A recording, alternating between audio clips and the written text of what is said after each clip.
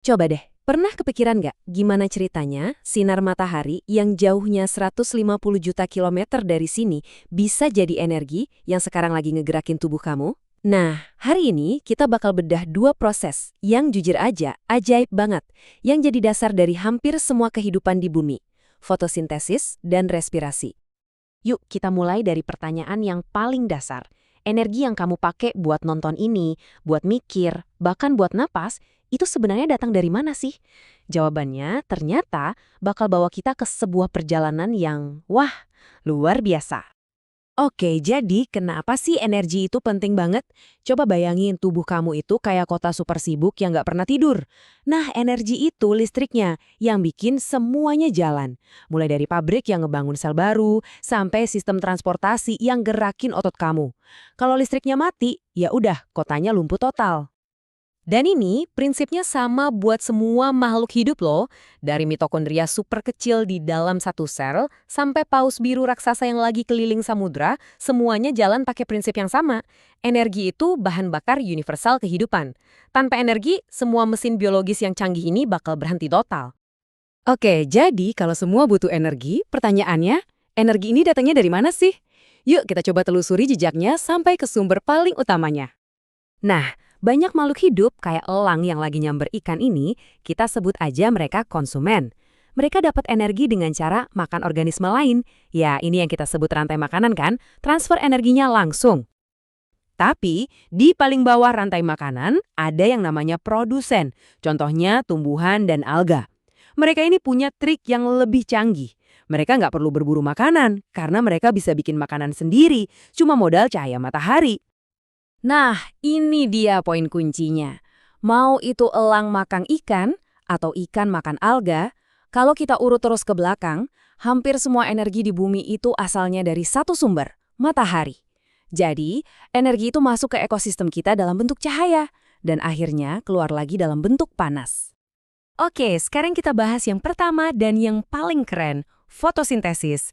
Gimana caranya tumbuhan bisa nangkep cahaya matahari yang nggak kelihatan bentuknya, terus diubah jadi sesuatu yang bisa kita makan?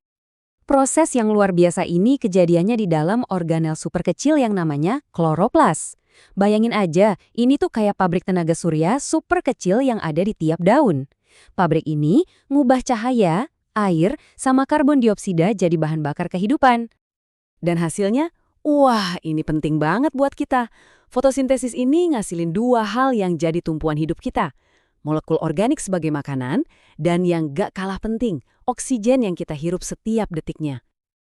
Oke, jadi makanannya udah siap nih, dibikin sama tumbuhan. Bahan bakarnya udah ada. Terus gimana cara sel-sel di tubuh kita pakai bahan bakar itu? Nah, disinilah respirasi seluler masuk dan ambil alih panggung. Proses ini kejadiannya di pembangkit listrik sel kita, yaitu mitokondria. Mau di sel hewan atau sel tumbuhan, disinilah makanan yang kita makan diubah jadi energi yang siap pakai. Gampangnya gini, respirasi seluler itu ngambil glukosa, gula dari makanan, terus dibakar pakai oksigen secara terkontrol. Hasilnya, energi yang luar biasa besar plus produk sampingan berupa karbon dioksida dan air yang kita keluarin pas buang nafas. Energi yang dilepasin tadi disimpan dalam molekul khusus namanya ATP. Anggap aja ATP ini duit atau mata uang energinya sel. Tiap kali sel mau melakukan sesuatu, mau itu gerak, ngirim sinyal, atau tumbuh, sel itu harus bayar pakai molekul ATP. Oke, sekarang kita sampai di bagian yang paling gila sih menurut saya, di mana kita lihat gimana dua proses ini, fotosintesis dan respirasi, saling nyambung jadi satu tarian kehidupan yang sempurna dan efisien banget. Coba perhatiin deh, tumbuhan itu kan ngasilin oksigen sama glukosa yang kita butuhin. Nah, kita sebagai gantinya ngeluarin karbon dioksida sama air yang justru dibutuhin sama tumbuhan. Jadi, apa yang jadi sampah buat satu proses malah jadi harta karun buat proses lainnya. Keren banget kan? Ini sistem daur ulang paling efisien di alam semesta. Jadi, kalau kita simpulin ya, hubungan simbiosisnya kayak gini. Fotosintesis itu pakai energi matahari buat ngebangun dan menyimpan energi ke dalam molekul makanan. Terus, respirasi seluler, tugasnya ngebongkar molekul makanan itu buat melepaskan energinya.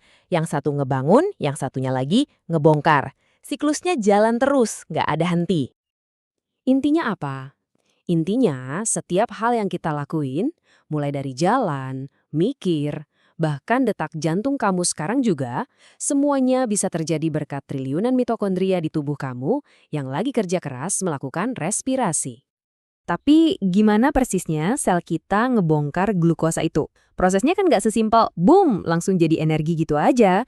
Prosesnya ini lebih mirip jalur perakitan super canggih yang punya 3 stasiun kerja utama buat mastiin energinya diekstrak semaksimal mungkin. Ada 3 tahap utama nih. Pertama, glikolisis, yang tugasnya mecah molekul gula jadi 2. Kedua, siklus asam sitrat, yang ngebongkar pecahannya lebih jauh lagi buat ngambil elektron berenergi tinggi. Dan yang terakhir, fosforilasi oksidatif, di mana semua elektron tadi dipakai buat ngasilin ATP dalam jumlah besar, duit energi kita. Jelas ya, kalau kita mau bedah satu-satu, wah itu ceritanya bisa panjang banget.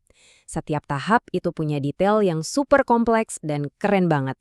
Kita hari ini baru lihat peta besarnya aja, mungkin detailnya bisa kita bahas lain kali ya.